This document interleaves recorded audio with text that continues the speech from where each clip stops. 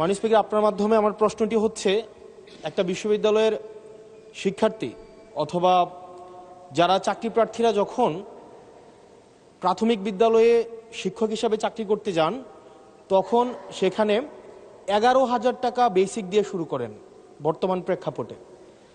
অর্থাৎ এই চাকরিটা হচ্ছে 13 গ্রেডের চাকরি এবং তৃতীয় শ্রেণীর।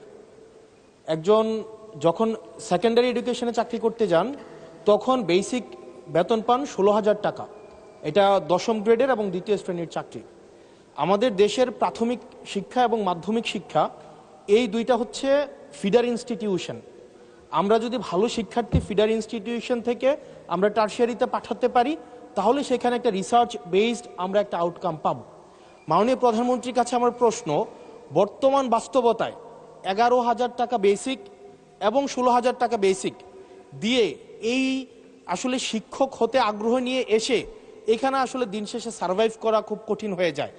সেজন্য প্রাথমিক এবং মাধ্যমিক শিক্ষকদের বর্তমান প্রেক্ষাপটে, আপনিও বিদেশে দীর্ঘদিন থেকে এসেছেন, আপনি সেখানে শিক্ষা প্রতিষ্ঠানগুলো দেখেছেন, সেই বাস্তবতায় আমরা এই ফিডার ইনস্টিটিউশনগুলোর শিক্ষকদের মান উন্নয়নের জন্য, তাদের বেতন বৃদ্ধির জন্য, যাতে করে বেশি বেশি মানুষ বা শিক্ষার্থী এই ধরনের চাকরিগুলি করতে আগ্রহী হয়, সেটার জন্য আপনার বিশেষ কোনো পরিকল্পনা রয়েছে কিনা সেটি জানতে চাচ্ছি মাননীয় স্পিকার।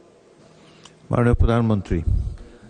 মাননীয় স্পিকার, আপনাকে ধন্যবাদ এবং জনাব হাসনাত, আপনাকেও ধন্যবাদ আপনার প্রশ্নের জন্য। আপনি নিশ্চয়ই খেয়াল করেছেন এই বাজেট সেশনে আপনি উপস্থিত ছিলেন এবং আমার এই প্রথম প্রশ্ন যেটা ছিল মূল প্রশ্ন, সেখানে আমি বলেছি যে এই বাজেটে টোটাল জিডিপির 2% আমরা শিক্ষার জন্য রেখেছি। এবং শুধু তাই নয়,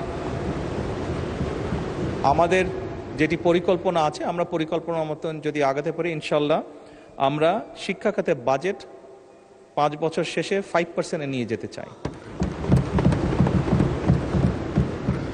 এবং অবশ্যই এগুলো আমরা যখন দেখেছি, স্বৈরাচারের সময় শুধু বিল্ডিং হয়েছে কিন্তু হিউম্যান রিসোর্সের কোনো উন্নতি হয় নাই।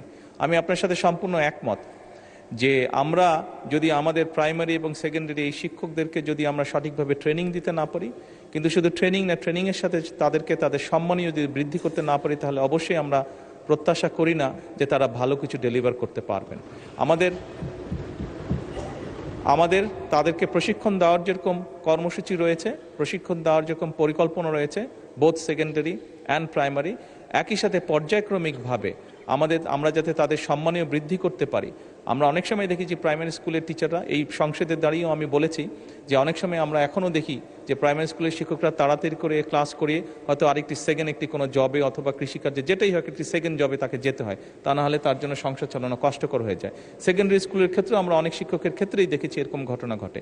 এই কাজটি যাতে তাদের না করতে হয় এবং তারা যাতে সঠিকভাবে তাদের সময় এবং তাদের মেধা শিক্ষার্থীদের পেছনে ব্যয় করতে পারেন, সেই জন্য তাদের সম্মানই বাড়ানো প্রয়োজন বলে আমরাও মনে করি এবং পর্যায়ক্রমিকভাবে